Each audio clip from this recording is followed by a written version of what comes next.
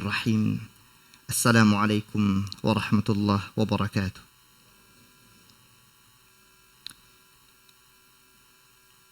Alhamdulillahi rabbil alamin. Wa bihi nasta'inu ala umuri dunya waddin. Wassalatu wassalamu ala ashrafil anbiya'i wal mursalin. Muhammadin wa ala alihi wa ashabihi ajma'in. يا أيها الذين آمنوا اتقوا الله حق تقاته ولا تموتن إلا وأنتم مسلمون أما بعد فإن أصدق الحديث كتاب الله وخير الهدي هدي محمد صلى الله عليه وسلم وشر الأمور محدثاتها فإن كل محدثة بدعة وكل بدعة ضلالة وكل ضلالة في النار. Ma'asyiral muslimin wal muslimat rahimani rahimakumullah.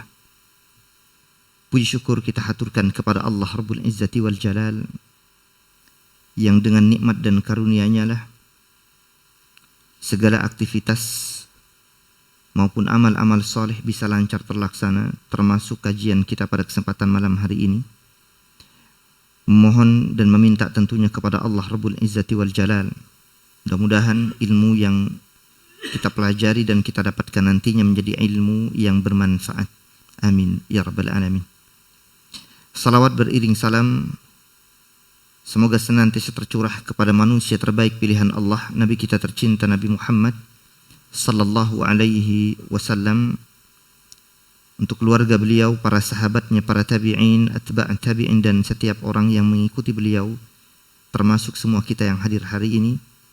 Mudah-mudahan terus istiqamah menapak tilasi jejak langkah Nabi kita tercinta Nabi Muhammad sallallahu alaihi wasallam dalam beribadah kepada Allah sampai akhir hayat kita nantinya. Amin ya rabbal alamin. Karena jamaah sekalian, tidak setiap muslim muslimah yang istiqamah menjalankan seluruh aktivitasnya kepada Allah Subhanahu wa taala. Ada yang mungkin dahulu bahkan menjadi jalan hidayah bagi orang lain, tapi hari ini bisa lepas, bahkan sudah mulai menyimpang.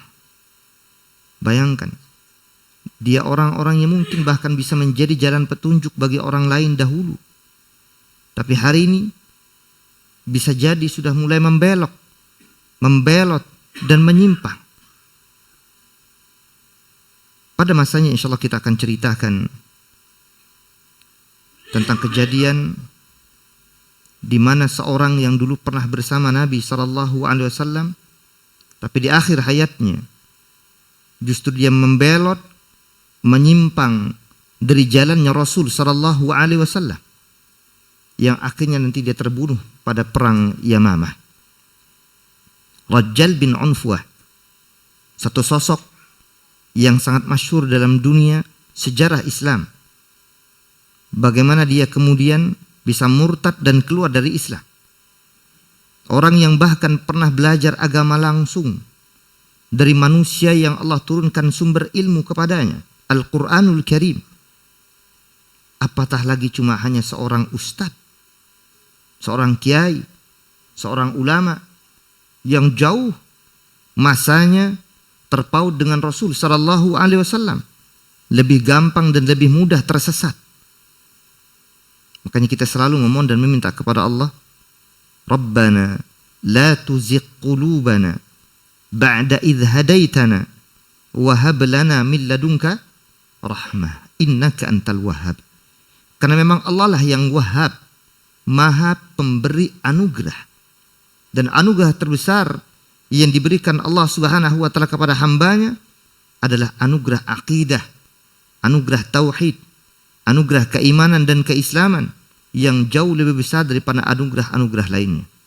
Kita berharap tentunya Allah wafatkan kita dalam kondisi dan keadaan muslim, muslimah, mukmin, mukminah, dalam kondisi bertauhid kepada Allah Subhanahu wa taala, dan kita berharap kepada Allah kita dimasukkan nanti ke dalam surganya. Amin ya rabbal alamin. Baik. Para jamaah yang Allah Subhanahu wa taala muliakan, menyambung kembali kajian kita dari kitab Ar-Rahiq Al-Makhtum karya Syekh Safi Rahman Al-Mubarakfuri rahimahullahu ta'ala rahmatan wasi'ah, ghafarallahu lahu wa liwalidayhi wa lil mu'minin wa nafa'ana Allah bi ulumihi fid dharain amin ya rabbal alamin. Pembahasan kita pada kesempatan kali ini tentang Islamu Hamzah ibn Abdul Muttalib wa Islamu Umar ibn al-Khattab radhiyallahu anhu wa ardah. Tentang masuk Islamnya dua sosok manusia yang di kemudian hari menjadi sahabat Rasul sallallahu alaihi wasallam, yakni paman Rasul sendiri Hamzah ibn Abdul Muttalib dan Umar ibn al-Khattab radhiyallahu anhu. Pada sebelumnya kita sudah membahas tentang bagaimana perlakuan orang-orang kafirin, orang-orang musyrik Makkah kepada Rasul sallallahu alaihi wasallam. Dalam kondisi demikian, maka tentunya Allah Subhanahu wa taala pasti akan memberikan pertolongan, kemudahan demi kemudahan kepada Nabi. Sekian banyaknya penindasan, kezaliman, kesewenang-wenangan orang-orang kafir Quraisy kepada kaum muslimin, lebih-lebih kepada orang-orang yang mungkin belum ada yang bisa memberikan pembelaan kepada mereka. Sebagaimana kita sudah pernah bahas tentang sahabat Rasul sallallahu alaihi wasallam yang bahkan sampai harus terbunuh syahid di jalan Allah. Dua sosok manusia. Yang pertama adalah Yasir bin radhiyallahu anhu arda dan Sumayyah radhiyallahu taala anha, ayah ibu dari Ammar bin Yasir. Bagaimana perlakuan orang-orang masyarakat jahiliyah kepada mereka sampai mereka wafat di jalan Allah, dan seterusnya dan seterusnya. Dan pada akhirnya titik terang itu sudah mulai muncul. Satu di antaranya adalah masuk Islamnya paman Nabi SAW yang bernama Hamzah bin Abdul Muttalib. Yang ini juga menjadi cahaya titik terang bagi kegelap gulitaan, kesewenang-wenangan dan kezaliman orang-orang kafir Quraisy kepada Rasul dan para sahabatnya. Maka dalam kondisi semacam ini para jamaah yang Allah Subhanahu wa taala muliakan, Allah Subhanahu wa taala bukakan pintu hidayah untuk beliau. Maka di akhir tahun ke-6 kenabian, tahun ke-6 diutusnya Rasul sallallahu alaihi wasallam menjadi seorang nabi, menjadi seorang rasul. Di akhir-akhir tahun tersebut, persisnya kira-kira di bulan Dzulhijjah. Karena di akhir tahun kan sebentar lagi kita akan berada di akhir tahun. Ini sekarang bulan ke berapa? Bulan ke-11 ya? Bulan apa? Dzulqa'dah. Habis ini kita masuk bulan Dzulhijjah. Kita berada di bulan-bulan haram jamaah. Yang Nabi SAW mengatakan thalathun mutawaliyat, yang 3 beriringan, Dzulqa'dah wa Dzulhijjah wal Muharram wa Rajab Mudhar alladhi baina Jumada wa Sya'ban. Dan bulan Rajab Mudhar yang letaknya antara bulan Jumada al-Akhirah dan bulan Sya'ban. Kita hari ini berada di awal bulan haram, 4 bulan suci yang Allah Subhanahu wa taala sendiri mengatakannya, inna iddata syuhuri indallahi 12 syahran fi kitabillah. Hitungan bulan di sisi Allah Subhanahu wa taala ada 12. Minha arba'atun hurum, dari yang 12 itu ada 4 yang Allah sucikan. Nah, sekarang kita berada di bulan yang suci, maka perbanyak amal-amal soleh, tinggalkan segala bentuk kemaksiatan dan kezaliman sekecil apapun. Allah mengatakan fala tadlimu fihinna anfusakum, jangan sekali-kali kalian melakukan kezaliman sekecil apapun. Jangan. Karena yang kecil akan berubah menjadi besar. Itu bulan Dzulqa'dah. Sebentar lagi masuk bulan Dzulhijjah, lebih dahsyat lagi tuh. Karena Nabi pernah mengatakan ma min ayyamin al-amalus salihu fiha, atau dalam redaksi yang lain, ma min ayyamin a'zamu indallah, fi riwayah ahabbu ilallah. Banyak sekali memang redaksi hadisnya. Kayaknya bingung kita mau jelaskan riwayat yang mana karena banyak banget. Sehingga Nabi mengatakan apa? Tidak ada hari-hari di atas muka bumi ini yang lebih agung, yang lebih mulia, yang lebih Allah cintai min hadhil ayyamil ashar, ketimbang 10 hari ini, yakni 10 pertama di bulan Dzulhijjah. Sebentar lagi tuh. Mungkin bisa 2 atau 3 hari lagi kita akan ketemu dengan bulan Zulhijjah tanggal 1 sampai tanggal 10. Masya Allah. Ini bulan yang sangat mulia dan jangan sampai disia-siakan amal-amal soleh di dalamnya. Lebih baik bahkan ketika para sahabat bertanya, walal jihadu fisabilillah. Bahkan amalan jihad di jalan Allah pun kalah ya Rasul. Kata Nabi, walal jihadu fisabilillah. Bahkan amal ibadah berupa jihad di jalan Allah pun kalah. Antum bayangkan itu. Berperang di jalan Allah kalah. Masih menang amalan apapun yang dilakukan di awal bulan Dzulhijjah tanggal 1 sampai tanggal 10. Besar sekali keutamaannya. Hanya Nabi kemudian memberikan pengecualian di akhir.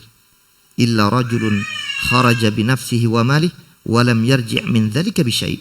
Kecuali kalau ada orang keluar membawa seluruh hartanya, kemudian tidak kembali pulang, dia mati syahid di jalan Allah, hartanya habis. Masya Allah, ini susah Pak yang begini Pak. Ada orang mungkin syahid di jalan Allah Subhanahu wa ta'ala, tapi sebagian hartanya kembali keluarganya. Atau masih tersisa banyak. Atau sebaliknya, hartanya habis, orangnya hidup. Tapi untuk habis dua-duanya ini agak jarang. Artinya susah untuk bisa mengalahkan amal ibadah yang dilakukan di 10 pertama bulan Dzulhijjah. Sebentar lagi kita akan ketemu. Makanya persiapkan segala sesuatunya. Persiapkan harta, persiapkan fisik untuk beribadah kepada Allah. Perbanyak tahlil, kata Rasul, fa'akthiru fihin minat tahlil, wa takbir, wa tahmid. Perbanyak ucapan la ilaha illallah. Perbanyak ucapan alhamdulillah. Perbanyak ucapan Allahu Akbar. Yang terangkum dengan ucapan la Allahu Akbar, Allahu Akbar itu ya. Yang sekira ucapan-ucapan takbir yang sudah biasa kita baca. Nah, Hamzah bin Abdul Muttalib radhiyallahu anhu arda ini, beliau masuk Islam pada bulan Dzulhijjah di akhir tahun dari tahun ke-6 kenabian Nabi kita Muhammad sallallahu alaihi wasallam.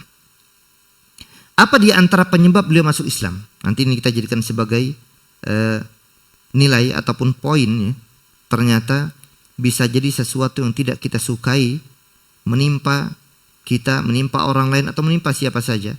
Tapi di balik ketidaksukaan kita terhadap sesuatu tersebut ada hikmah dan pelajaran yang kita bisa ambil. Ada hikmah besar yang Allah Subhanahu wa ta'ala tutup dan rahasiakan. Tapi orang-orang yang memiliki akal fikiran yang sehat kadang bisa mencernanya. Kita lihat. Sebab islamihi, sebab keislaman beliau, anna Abu Jahlin.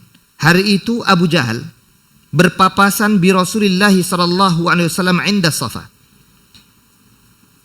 Di Bukit Safa, Abu Jahal berpapasan dengan Rasul sallallahu alaihi wasallam. Fa'adzahu wa nala minhu. Disakiti, dicela, dicaci, dimaki, direndahkan. Nabi pokoknya dihabisin nih. Kalau bahasa orang sekarang dibully lah kira-kira begitu. Diapain? Dibully. Masya Allah. Berat para jamaah sekalian. Nabi bayangkan dibully oleh manusia. Utusan Allah, Nabi Allah, lah kita yang bukan siapa-siapa, baru dihina sedikit, Masya Allah, garangnya minta ampun. Semua senjata udah dipersiapkan memerangi orang yang membuli. Ya Allahu Akbar. Nabi ini, Rasul kita Muhammad sallallahu alaihi wasallam. Coba lihat. Beliau diperlakukan sedemikian rupa. Bersabar. Wa Rasulullah sallallahu alaihi wasallam sakitun la yukallimuh. Nabi diam, Nabi enggak berbicara. Tak bergeming, udah biarin. Dicela, direndahkan, dihinakan, biar kata Nabi. Bahkan sampai pada puncaknya, summa darabahu Abu Jahal. Abu Jahal sampai memukul beliau dengan batu. Menetes Pak. Mengucur darah. Masya Allah. Akhirnya karena sudah merasa sudah selesai melampiaskan mungkin ketidaksukaannya si Abu Jahal ini kepada Rasul sallallahu alaihi wasallam, maka summan saraf anhu. Dia tinggalkan Rasul sallallahu alaihi wasallam menuju kepada kelompoknya. Biasa mereka sedang kongko-kongko, nongkrong-nongkrong. Nah, kalau kita sekarang kan nongkrong di kafe-kafe gitu. Nah ini nongkrong-nongkrong di samping ataupun di sisi Ka'bah. Memang mereka ada tempat di situ. Ya kira-kira klub atau kelompoknya orang-orang kafir Quraisy di masa itu ya paling keren nongkrongnya di situ. Para pembesar-pembesar Quraisy. Maka Abu Jahal kemudian segera pergi ke teman-temannya dan sahabat-sahabatnya yang ada di sisi Ka'bah. Maka kemudian dia ceritakan tentang kejadian tersebut. Nah, saat itu ada seorang budak, seorang hamba sahaya milik Abdullah bin Jud'an yang melihat langsung kejadian tersebut. Bagaimana Rasul sallallahu alaihi wasallam diperlakukan oleh Abu Jahal. bahkan sampai dipukul dan keluar darahnya. Maka kemudian ketika datang Hamzah bin Abdul Muttalib radhiyallahu anhu ardah, setelah beliau habis berburu, karena beliau termasuk orang yang suka berburu menggunakan panah ya. Nah, dulu kan berburu menggunakan panah, kalau sekarang sudah pakai senapan ya kan, senapan angin gitu ya. Berburu. Kalau dulu orang menggunakan panah ataupun tombak masa itu. Berburu kijang, berburu harimau, Masya Allah. Fa'akhbarathul maulah bima ra'at min Abi Jahal. Maka budak ataupun hamba sahaya perempuan miliknya Abdullah bin Jud'an ini menceritakan kejadian tersebut, bahwasanya Rasul SAW dibuli oleh Abu Jahal. Apa yang terjadi? Faghadiba Hamzah. Hamzah marah besar karena keponakannya diperlakukan begitu. Abu Jahal itu Pak bukan pamannya Nabi. Hamzah pamannya Nabi. Maka Hamzah seseorang yang punya harga diri, seseorang yang punya wibawa dan juga disegani oleh orang-orang kafir Quraisy di masa itu, merasa tidak terima karena keponakannya disakiti. Meskipun tentu kita katakan berbeda dengan Abu Talib ya, karena memiliki karakter yang berbeda. Abu Talib orangnya memang lebih sabar. Kalau Hamzah ini Masya Allah. Bahkan nanti kita ceritakan bagaimana Umar bin Khattab radhiyallahu lebih dahsyat lagi nanti. Hamzah juga demikian. Gak bisa tuh melihat keponakannya diperlakukan demikian. Anak dari saudaranya, yakni Abdullah. Maka Hamzah bin Abdul Muttalib ini kemudian marah dan kemudian beliau segera mendatangi Abu Jahal sambil membawa busurnya. Ya tentu bukan mau manah ya. Nanti dipukulkan menggunakan busur tersebut jamaah. Marah dia. Ada sebagian orang yang sedang lewat berpapasan dengannya disapa, Hamzah nggak bergeming. Kenapa? Yang ada di kepala dia bagaimana caranya menyakiti Abu Jahal, itu intinya jadi. Mau membalas dendam atas perlakuan Abu Jahal kepada keponakannya yakni Nabi kita Muhammad sallallahu alaihi wasallam atas apa yang dilakukan oleh Abu Jahal. Jadi orang-orang yang menyapa pun nggak dia dengarkan. Hamzah mau kemana? Diem aja Hamzah. Pokoknya terus dia cari mana Abu Jahal sampai dapat, akhirnya didapati di Ka'bah karena memang tidak jauh ya di sofa itu. Maka sampai ketemu dengan Abu Jahal, ditanya baik-baik, benar kau tadi telah melakukan ini itu dan seterusnya kepada keponakanku? Kau yang telah melakukan ini itu dan seterusnya, dan menghinakan, merendahkan, bahkan memukul keponakan. Langsung dihajar Pak, dipukulin oleh siapa? Oleh Hamzah. Bahkan menggunakan busurnya, babak belur. Itu sebagian orang yang menyaksikan sejatinya tadinya tidak ingin terima, tapi mendengarkan apa yang dikatakan oleh Abu Jahal, benar, biarkan dia memperlakukan sesuatu kepadaku. Jadi dibiarkan Abu Jahal ya. Abu Jahal membiarkan Hamzah memperlakukan demikian kepada dirinya karena dia sadar dia telah berbuat salah kepada Nabi kita Muhammad sallallahu alaihi wasallam. Sehingga begitulah awal mula beliau kemudian menyatakan keislamannya. Ketahuilah olehmu, kata Hamzah, sejak hari ini aku sudah memeluk agama Muhammad. Aku bersaksi bahwasanya tidak ada ilah yang berhak diibadahi melainkan Allah Subhanahu wa taala, dan aku bersaksi bahwasanya Muhammad adalah utusan Allah. Jadi sejak saat itu dia memproklamirkan keislamannya. Padahal diketahui jamaah, beliau sejatinya kala itu belum masuk Islam. Tetapi karena melihat perlakuan dari Abu Jahal kepada keponakannya ini, dan dia sadar apa yang telah dipertahankan oleh keponakannya bisa jadi sebuah kebenaran, maka akhirnya memproklamirkan dan menyatakan bersyahadat, asyhadu an la ilaha illallah wa asyhadu anna Muhammadan abduhu wa rasul. Maka kita katakan titik terang itu telah muncul setelah sekian lama kaum muslimin disakiti oleh orang-orang kafirin, termasuk oleh pembesar-pembesarnya di antaranya Abu Jahal. Maka di masa itu kaum muslimin sudah mulai tidak segan-segan lagi, sudah tidak terlalu khawatir dan tidak takut lagi. Lebih-lebih kita sambung ceritanya, karena tak berselang lama dari kejadian itu muncullah Umar bin Khattab radhiyallahu anhu wa ardah.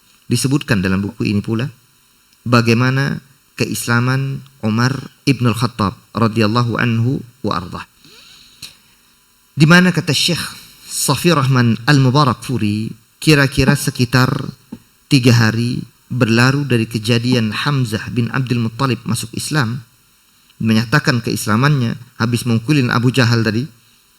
Maka Umar bin Khattab radhiyallahu anhu kala itu beliau nampak marah, nampak murka. Sangat ingin sekali punya keinginan untuk membunuh Nabi kita Muhammad sallallahu alaihi wasallam. Sampai pada satu hari ketika beliau menghunuskan pedangnya cari-cari Nabi kita Muhammad sallallahu alaihi wasallam. Maka kala itu ketika sedang mencari-cari Nabi kita Muhammad sallallahu alaihi wasallam, orang-orang kemudian melihat Umar dan ditanya, "Mau kemana engkau hai Umar?" Kata Umar, "Qatil Muhammad. Aku ingin membunuh Muhammad." Disampaikan, "Kenapa kau ingin membunuh Muhammad?" Karena dia telah membawa agama baru. Disampaikan kepadanya, "Ketahuilah bahwasanya keluargamu pun ada sebagiannya yang sudah mengikuti ajaran yang baru ini, agama Muhammad ini." Maka disampaikan kepada Umar bahwasanya adik perempuannya, iparnya, ada iparnya pun ternyata sudah masuk ke dalam Islam. Umar yang tadi punya keinginan untuk mencari Nabi kita Muhammad SAW, kemudian gagal beliau untuk mencari Nabi kita. Lantas kemudian beliau beranjak dan menuju kepada rumah adik perempuannya dan menuju ke rumah adik iparnya ini untuk mempertanyakan betulkah kejadian tersebut.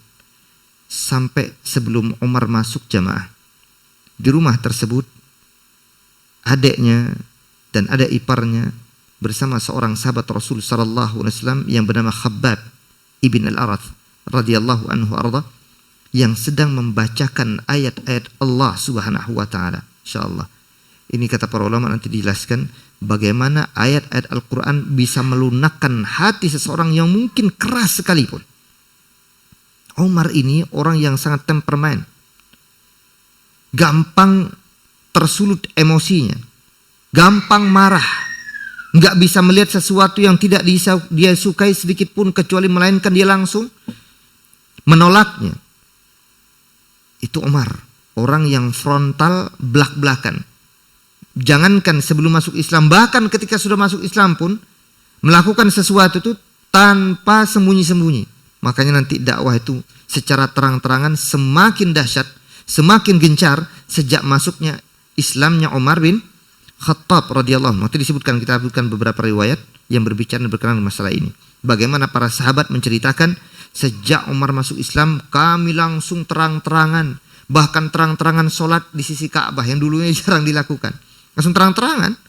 Dulunya cuma hanya berada di Bait Al-Arqam, Ibni Abil Arqam. Biasanya kumpul di sana, melaksanakan sholat di sana. Tapi sejak Umar masuk Islam, kita ceritakan mereka kaum muslimin sholat terang-terangan di depan Ka'bah. Nggak takut-takut lagi tuh. Kenapa? Karena ada orang yang sangat ditakuti dan sangat disegani oleh orang-orang kafir Quraisy, yakni Umar bin Khattab radhiyallahu anhu. Nah, ketika beliau sebelum sampai tentunya dibacakan oleh Khabbab bin Arath kepada adiknya Umar, kepada adik iparnya Umar ini ayat-ayat Al-Quran dibacakan kepada mereka, sampai kemudian terdengar langkah kaki Umar. Karena Umar ini kalau berjalan tentunya Masya Allah ya, sampai juga nanti disebut oleh Rasul sallallahu alaihi wasallam, masalaka Umar fajjan, tidaklah Umar lewat di satu jalan melainkan setan akan menyingkir dari jalan tersebut. Itu Umar. Dan ketika Umar sudah mulai mengetuk pintu, Khabbab berhenti dari bacaan ayat Al-Quran Karim, kemudian sembunyi di balik tembok. Yang dilakukan oleh Khabbab ibn al-Arath, beliau sembunyi, maka tersisalah hanya adik kandungnya dan hanya adik iparnya saja. Umar pun masuk. Ketika masuk dan bertanya, apaan tadi yang kalian perbincangkan? Apaan tadi yang kalian baca? Kata adiknya, enggak ada, kami bincang-bincang biasa. Padahal jelas yang dibacakan ayat-ayat Allah Subhanahu wa taala, Al-Qur'anul Karim. Nah, karenanya di sini Umar merasa tidak terima bahwasanya apa yang kami lakukan tidak ada apa-apa, tapi kemudian ada iparnya mengatakan kalimat yang sangat kemudian menyebabkan Umar murka dan marah. Maka akhirnya marahlah Umar kepada adik iparnya dan memukul, menginjak-injak adik iparnya ini.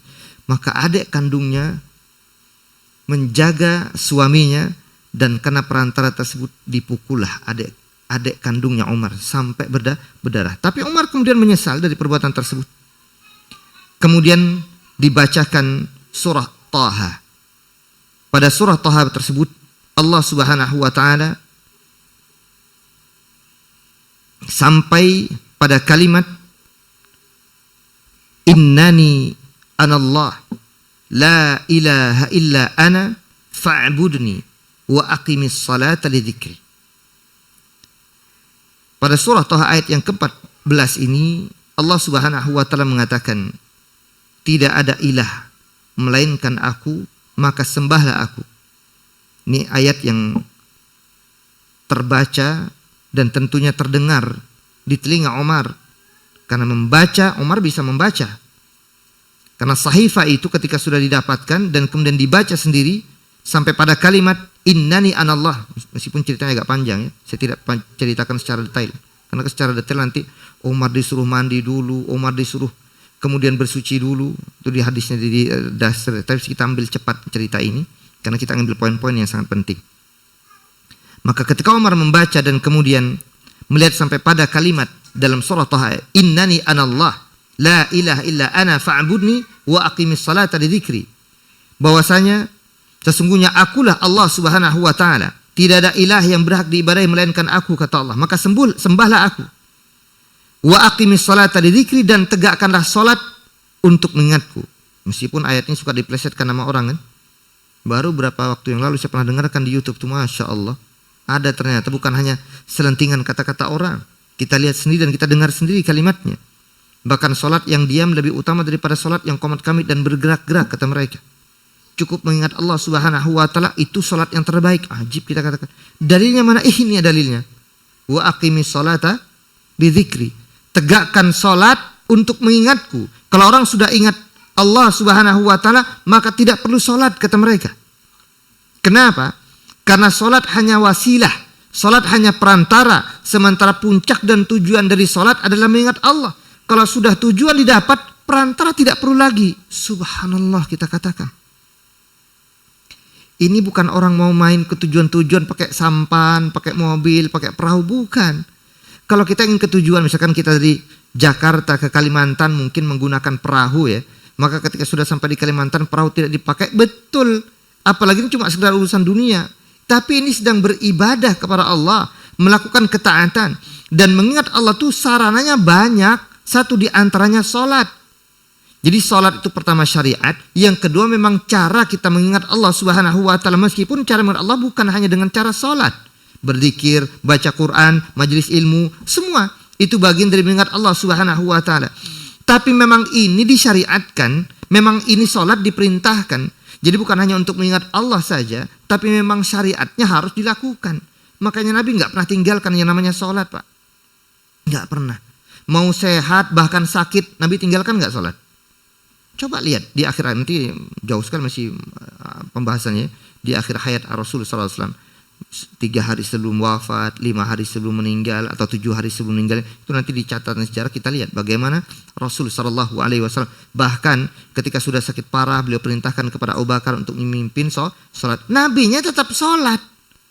Bahkan ketika beliau sudah merasa nyamanan sedikit, beliau pergi ke masjid, ternyata sholat sedang ditegakkan. Itu hadisnya masyhur sekali. Imam Bukhari keluarkan dan yang lainnya keluarkan. Sampai Rasul kemudian duduk di sisinya Abu Bakrin. Abu Bakrinnya sedang dalam kondisi memimpin sholat. Maka Abu Bakar mau mundur ke belakang, tapi Rasul tahan, biar kau di sini saja. Makanya kau diam di sini aja. Makanya nanti sholatnya adalah Rasul berada duduk di kirinya Abu Bakar. Abu Bakar dalam kondisi berdiri dan para sahabat dalam kondisi berdiri. Makanya muncul nanti khilafiyah di kalangan para ulama.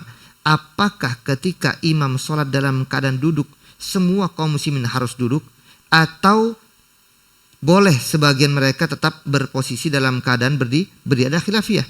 Tapi yang sahih adalah kalau sholat itu dimulai dalam keadaan duduk imamnya, maka jelas hendaknya semua jamaah, semua kaum muslimin yang ada di belakang duduk juga. Tapi kalau sholat sudah mulai dalam kondisi berdiri, tiba-tiba imamnya sakit atau tiba-tiba imamnya duduk, maka makmum tetap boleh berdiri. Nah ini ada beberapa riwayat, nanti ini satu di antara riwayat hadis yang kita sampaikan ini. Jadi Nabi tetap sholat, sakit-sakit aja masih sholat, apalagi sehat. Apalagi kalau sudah sehat jangan tanya, Pak, kata Aisyah radhiyallahu anha. Rasul itu kalau udah sholat, la tas'al an husnihinna wa tulihinna. Jangan tanya bagusnya sholat Nabi dan panjangnya sholat Nabi. Jadi sholat. Bahkan ketika sampai pecah-pecah, bengkak-bengkak kedua kaki Rasul, ditanya oleh Aisyah, kenapa kau perlakukan sepanjang ini dirimu sendiri wahai Rasul? Qad ghufira laka ma taqaddama min dzambik wa ma ta'akhkhar. Dosa-dosamu yang berlalu sudah dihapus oleh Allah, dan dosa-dosamu yang akan datang juga sudah dihilangkan oleh Allah. Kenapa kau masih sholat semacam ini? Maka Nabi mengatakan, afala akunu abdan syakura. Tidak pantaskah aku menjadi seorang hamba yang bersyukur kepada Allah? Lihat, jadi tetap sholat. Tiba-tiba datang orang gak jelas dari mana datangnya, kemudian mengatakan, cukup dengan sholat dalam hati aja. Intinya mengingat Allah, udah cukup sholat. Subhanallah. Ini penyimpangan besar-besaran kita katakan. Nah ini ayatnya nih, yang suka dijadikan dalil. Kita ulang sekali. Maka di sini Umar bin Khattab radhiyallahu anhu arda, ketika beliau kemudian membaca sahifah tersebut, membaca Quran tersebut, sampai pada ayat innani anallah la ilaha illa ana fa'budni wa aqimis salata li dzikri, beliau mengatakan ma ahsana hadzal kalam wa akramah. Betapa indahnya kalimat-kalimat ini, betapa mulianya kalimat. Jadi pengakuan muncul dari dalam lubuk hati beliau. Bahkan kalau kita jauh-jauh lagi sebelum-sebelumnya, ketika beliau saat itu masuk ke dalam area Ka'bah, ditemukan ternyata Rasul sedang sholat.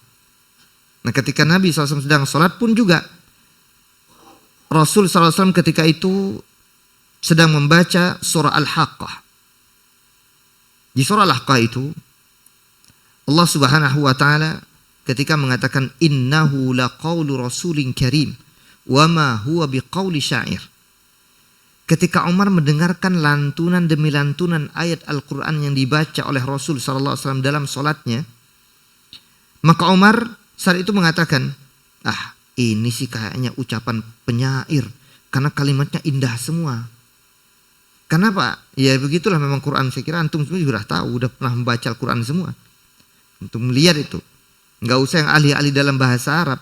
Kalimat-kalimat tersusun dengan rapi, bagaimana seakan-akan kayak bersajak semua tuh Quran. Ro, ya kan, nun, mim. Alhamdulillahirabbil alamin. Misalkan nanti kita lihat ada yang sama, tapi bukanlah kemudian buatan manusia, bukan sajak-sajak biasa ini, bukan kalimat-kalimat yang disusun oleh manusia. Makanya sampai dikatakan, ini kayaknya Muhammad ini memang penyair, kata dia. Sehingga Allah Subhanahu wa taala, sehingga Rasul sallallahu alaihi wasallam membaca pada kalimat innahu laqaulu rasulin karim. Ini adalah wahyu yang Allah Subhanahu wa taala turunkan kepada Rasul yang mulia. Wa ma huwa biqauli syair, bukanlah ucapan penyair, bukan sama sekali. Qalilan ma tu'minun, sedikit kalian yang beriman kepadanya. Baru kemudian Umar dalam hatinya mengatakan, ini kayaknya dukun nih. Dikatakan apa? Dukun. Penyihir yang bisa menyihir dengan kalimat-kalimatnya. Tukang tenung. Masya Allah. Maka Allah Subhanahu wa ta'ala dalam ayat ini, Rasul membaca ayat wala biqauli kahin. Juga bukan ucapan tukang tenung, bukan. Qalilan ma tadhakkarun, sedikit di antara kalian yang mengambil pelajaran. Tanzilum min rabbil alamin. Ini ayat-ayat turun dari Rabb Allah Subhanahu wa taala, Tuhan semesta alam, sampai akhir surah. Maka kata Umar, ketika beliau sudah masuk Islam tentunya, ketika beliau sudah masuk Islam, menceritakan tentang kejadian tersebut. Dulu sebelum aku masuk Islam, aku tuh pernah mendengarkan ayat yang dibaca oleh Nabi, yakni surah Al-Haqqah ini. Ketika di sisi Ka'bah, beliau mendengarkan Rasul membaca ayat demi ayat ini, terbetik di hatinya, ini ucapan penyair, dibaca ayat tadi. Ini ucapan orang-orang tukang tenung, dibaca ayat tadi oleh Nabi. Sampai akhir surah. Maka kata beliau, fawaqa'al Islam fi qalbi. Hari itu sudah muncul benih-benih keislaman dalam hatiku. Sudah ada keinginan masuk Islam. Tapi karena kecongkakan, karena beliau orang yang sangat punya wibawa, punya harga diri, nggak mau tuh, malu. Kalau bahasa kita sekarang mungkin kayak semacam pamali lah kira-kira. Untuk mau masuk ke dalam Islam. Meninggalkan ajaran nenek moyang, nggak mau. Sampai pada puncaknya baru hadis yang tadi kita ceritakan itu, ketika beliau sudah masuk ke dalam rumah adiknya dan adik iparnya, dan kemudian seterusnya beliau baca surah Thaha, baru saat itulah gugur pendirian beliau yang selama ini mempertahankan agama nenek moyang beliau, dan akhirnya beliau kemudian menyatakan dirinya untuk masuk ke dalam Islam. Akhirnya beliau kemudian menuju ke kediaman yang di mana Rasul dan para sahabatnya berada di tempat tersebut, yakni di kaki bukit Safa, Baitul Arqam ibn Abil Arqam. Ketika Rasul dan para sahabat termasuk Hamzah juga berada di dalamnya, seperti biasa Nabi kadang mendapatkan wahyu langsung dari Allah Subhanahu wa taala, atau Rasul sedang menyampaikan kalimat-kalimatnya, ayat-ayat Al-Qur'anul Karim kepada para sahabat. Hari itu Umar bin Khattab kemudian mendatangi rumah tersebut dan ingin menyatakan keislamannya. Dari kejauhan ada sebagian sahabat yang kemudian melihat Umar bin Khattab radhiyallahu anhu yang nampak membawa pedang, ya karena biasa di masa itu orang-orang bawa pedang kemana-mana. Termasuk kita di kampung kita dulu sama, sekarang sudah mulai terjadi perubahan. Saya kira beliau yang paham, ya kan. Kita di kampung tuh Pak sama, kemana-mana nyongkel arek di sini. Ya termasuk saya juga begitu dulu. Masih di pesantren kita juga kalau sudah keluar pegang juga kita. Jadi kemana-mana. Tapi sekarang kan ngapain gitu loh, pegang-pegang celurit, mau ngapain Pak, bawa celurit kemana-mana, nggak ada kerjaan kan. Tapi kalau dulu memang sudah biasa, tradisi kita begitu. Apalagi orang-orang di masa itu, termasuk di masa para sahabat, orang-orang kafir Quraisy juga biasa bawa pedang kemana-mana, biasa mereka. Maka Umar bawa pedang juga. Wajar dong sebagian sahabat khawatir, ini bukan orang biasa nih, Umar bawa pedang pula. Mau masuk rumah, mau ngapain, mau ngacak-ngacak kegiatan, kira-kira begitu kan. Jangan-jangan mau ngacak-ngacak aktivitas kita di sini. Maka Hamzah nanya, karena Hamzah melihat kaum muslimin kok sudah mulai agak beda nih. Kok tiba-tiba pakai mempersiapkan sesuatu, segala sesuatunya. Maka Hamzah tanya, ada apa? Kata para sahabat yang lain, Umar. Kata Hamzah, biarin masuk. Kalau dia mau masuk dengan niat yang baik, kita terima. Kalau cari masalah, kita bunuh bareng-bareng, kata Hamzah. Jadi kata Hamzah, kita bantai sekalian dengan pedangnya sendiri yang dia bawa. Itu Hamzah, jangan tanya juga keberanian beliau. Singa padang pasir jemaah, ya. Asadullah, singanya Allah Subhanahu wa taala, enggak ada takutnya juga nih orang, radhiyallahu anhu arda. Maka kala itu Umar bin Khattab radhiyallahu anhu diberikan izin untuk masuk. Dan ketika beliau masuk, maka Rasul sallallahu alaihi wasallam kemudian kala itu menggoncang badan beliau. Kok enggak dari dulu ente, bahasa kita begitu. Baru sekarang kau dapatkan hidayah Allah Subhanahu wa taala, dan akhirnya beliau masuk ke dalam Islam. Rasul pernah mengatakan dan memohon kepada Allah Subhanahu wa taala dalam ungkapan hadis yang sangat masyhur, Allahumma a'izzal Islam bi ahabbir rajulaini ilaik. Ada dua riwayat yang memang kalimatnya terbalik. Bi Umar bin Khattab au bi Abi Jahl bin Hisham. Dalam redaksi yang lain terbalik kalimatnya. Bi Abi Jahl bin Hisham au bi Umar bin Khattab. Kata Rasul memohon dan meminta kepada Allah Subhanahu wa taala, ya Allah, kuatkanlah agama ini, agama Islam ini, dengan satu di antara dua orang yang kau cintai ya Allah. Entah dengan Umar bin Khattab atau dengan Abu Jahal bin Hisham. Karena Pak, dua-duanya tokoh semua ini.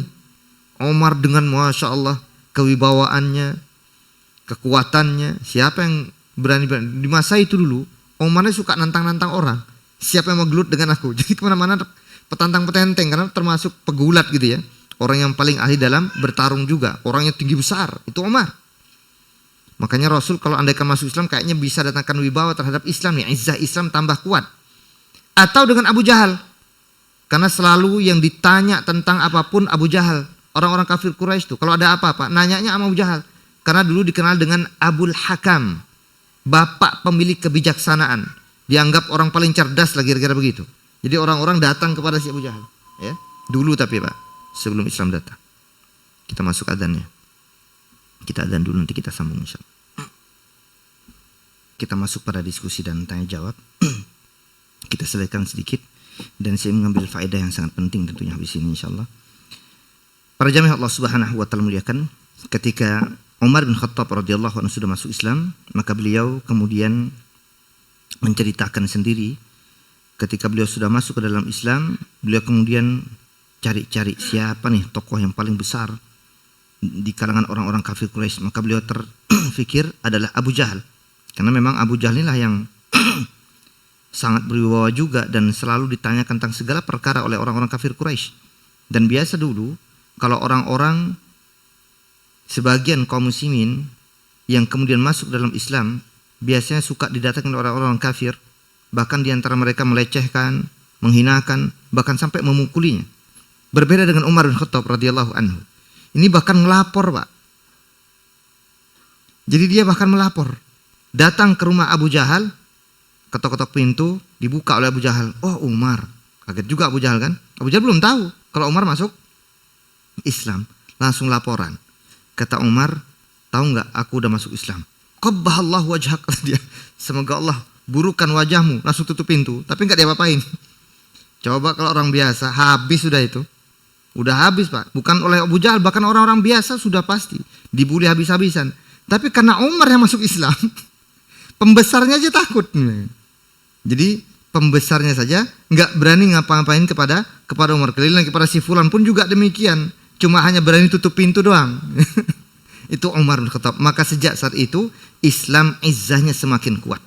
Kewibawaan, keperkasaan Islam, kehebatan Islam semakin kuat. Makanya banyak para sahabat menceritakan yang mungkin tidak saya ceritakan semua, yang mereka semua mengungkapkan dengan kalimat yang sama. Kami kemudian langsung menjadi orang yang semakin berani menampakkan Islam kami, syariat ini, agama kami, bagaimana beribadah kepada Allah seperti salat di hadapan orang-orang kafir Quraisy, bahkan di Mekah khususnya di area Ka'bah. Apa poin yang kita bisa ambil sebelum kita masuk pada diskusi dan tanya jawab dari cerita tentang masuk Islamnya Abu Bakar, masuk Islamnya Hamzah bin Abdul Muttalib, dan masuk Islamnya Umar bin Khattab radhiyallahu anhuma wa ardahuma.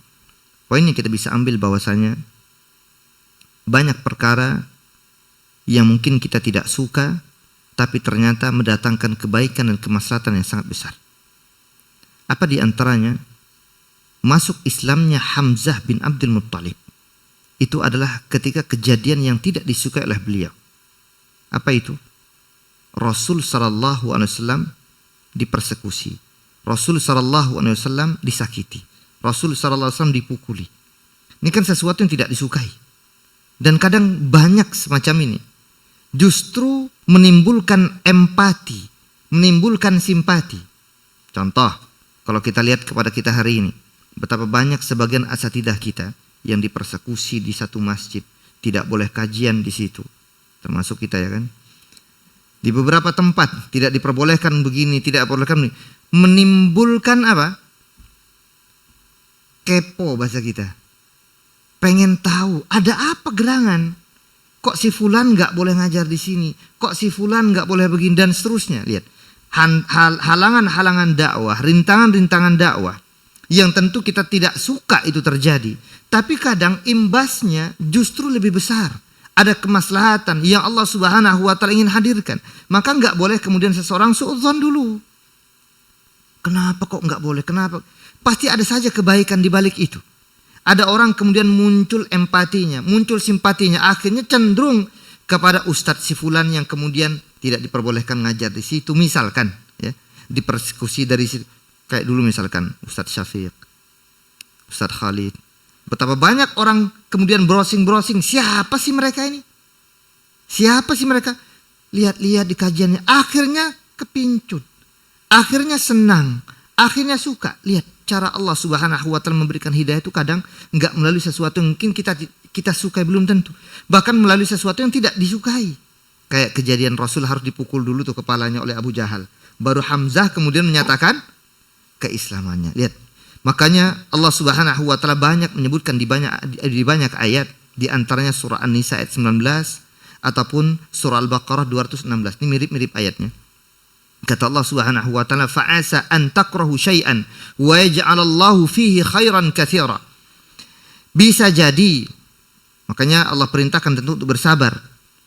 Kalian tidak suka terhadap sesuatu, ternyata Allah jadikan pada sesuatu tersebut kebaikan yang sangat banyak. Enggak masalah. Ada aja jalan Allah Subhanahu wa taala bukakan.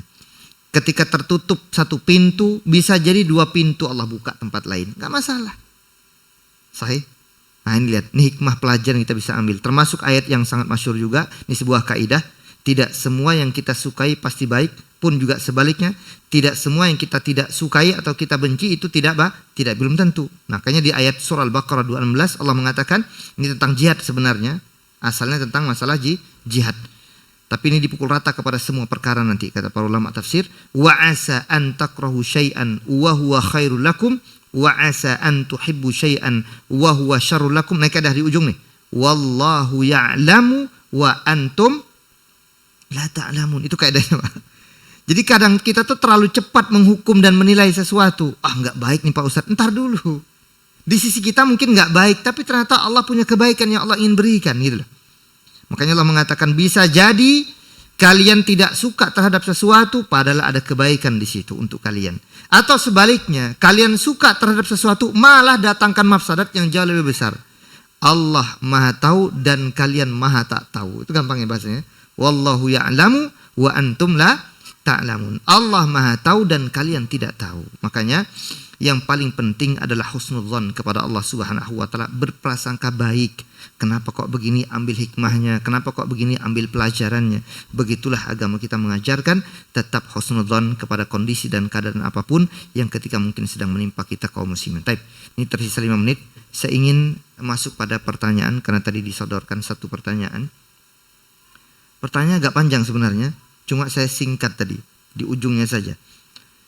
Kalau rata-rata dan mayoritas para sahabat itu mereka sebelum masuk dan mendapatkan hidayah dari Allah Subhanahu wa taala, mungkin dahulunya pernah jatuh dalam kemaksiatan, taulah atau pernah mengenal perbuatan-perbuatan kesyirikan, kekufuran, atau melakukan tindakan-tindakan yang mungkin tidak baik dalam agama kita.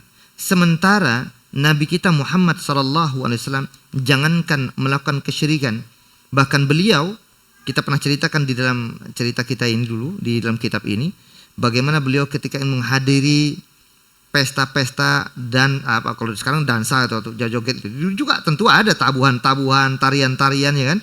Pasti ada wanita-wanita biduanita juga pasti ada. Kalau sudah ada acara-acara pernikahan di masa-masa orang dahulu juga sampai hari ini Pak masih ada saja. Nah, Rasul itu dibuat ngantuk oleh Allah Subhanahu wa taala. Ya kan kita udah ceritakan 2 kali bahkan sampai dibuat tidur lagi oleh Allah Subhanahu wa taala, akhirnya enggak sampai menghadiri acara-acara yang enggak benar lah kira-kira begitu. Apalagi sampai melakukan kesyirikan, itu aja Allah Subhanahu wa taala halangi. Apa hikmahnya? Para jamaah yang Allah Subhanahu wa taala muliakan, kita harus bedakan. Yang satu akan dijadikan oleh Allah Subhanahu wa taala sebagai orang yang akan mendapatkan amanah risalah dan nubuwah. Udah pasti dijaga oleh Allah. Jangankan di masa-masa remajanya, dari masa kanak-kanaknya udah dijaga oleh Allah. Kita ceritakan dahulu bagaimana ketika usia 4 tahunan kira-kira, karena sedikit ada perbedaan pandangan tentang masalah usia. Rasul SAW itu sudah dibedah. Siapa yang membedah? Malaikat Jibril alaihissalam membedah dada Nabi ketika beliau di perkampungan Bani Sa'adah, diasuh oleh Halimatus Sa'diyah. Kan itu riwayat kita sampaikan dulu. Bagaimana kemudian malaikat Jibril datang membawa satu wadah bejana terbuat dari emas dan kemudian berisi ada air zam-zam di situ, diambil dari dada Nabi jantungnya, dibelah Pak, dadanya ditarik loh ya, diambil. Kita nggak tahu caranya, hanya Allah itu. Ini cara Allah tentunya, bukan cara manusia. Kalau jantung orang diambil habis lah. Nah, logikanya kan banyak orang berkata kalau sudah nggak ada jantung mati, ya enggak. Kalau Allah kan yang menghidupkan mematikan siapa? Jantung berdetak, berbunyi, bergerak ataupun tidak bergerak itu cuma sebab jamaah. Jangan dikatakan begini, kalau jantung orang sudah tidak bergerak berarti mati. Bukan, mati dulu baru menunjukkan bahwasanya jantung tidak. Paham ini? Ini kaidah akidah ya. Jadi jangan sampai sarana wasilah ini yang menyebabkan pasti mati itu, bukan. Mati itu memang sudah hak Allah Subhanahu wa taala matikan. Mau ada jantungnya, enggak ada jantungnya, enggak ada paru-parunya, kalau Allah inginkan hidup ya hidup. Kayak kejadian dulu. Logikanya kalau orang itu sudah dipancung habis harusnya mati. Bisa jadi Allah tidak matikan dahulu. Kalau orang tidak makan puluhan tahun, ratusan tahun, enggak harusnya mati. Nyatanya banyak kan kasus. Bagaimana Ashabul Kahfi? Bagaimana tuh? Dibuat tidur. Bukan sehari 2 hari jamaah. Kalau antum kan tidur cuma sehari kan paling kuat kan. Ada yang sampai 2 hari tidur terus ada? Nggak ada. Itu Ashabul Kahfi ratusan tahun lo bayangin. Subhanallah. Nggak mati kok mereka. Baru nanti setelah hidup lagi baru mati sama Allah kan. Sebagai bukti aja tuh. Kekuasaan Allah Subhanahu wa taala. Yang udah mati aja masih bisa dihidupin. Apalagi yang memang tidak akan dimatikan oleh Allah Subhanahu. Itu lihat kekuasaan Allah. Maka termasuk dalam kasus ini. Maka Nabi diambil jantungnya, disucikan. Jadi kata malaikat Jibril, ini ada bagian setan darimu. Maka dibersihkan. Lihat, Rasul selalu dijaga. Itulah kalimat maksum, ismah. Yang punya ismah hanya Nabi. Para sahabat nggak maksum. Ini makanya kaidah ini penting. Kalau sahabat aja nggak maksum, apalagi ana dan antum, ya enggak. Jadi kalau para sahabat aja nggak maksum, apalagi ana dan antum. Jadi jangan coba-coba orang ini, oh si fulan kayaknya maksum Pak. Enggak ada. Yang maksum cuma hanya Rasul kita Muhammad SAW. Termasuk para sahabat, mereka nggak maksum. Abu Bakar, Umar, Uthman. Jadi betul memang harus dibedakan antara para sahabat dengan Rasul SAW. Jadi jelas dibedakan. Yang satu akan mengemban amanah risalah nubuwah, kenabian dan kerasulan. Yang lain cuma hanya penyambung doang. Tangannya Rasul SAW, yakni para sahabat, itulah para ulama. Makanya para ulama itu al-ulama warathatul anbiya. Jadi mereka pewaris atau mendapatkan warisan dari Nabi. Ya apa warisannya? Lam nuwarith dinaran wala dirhama.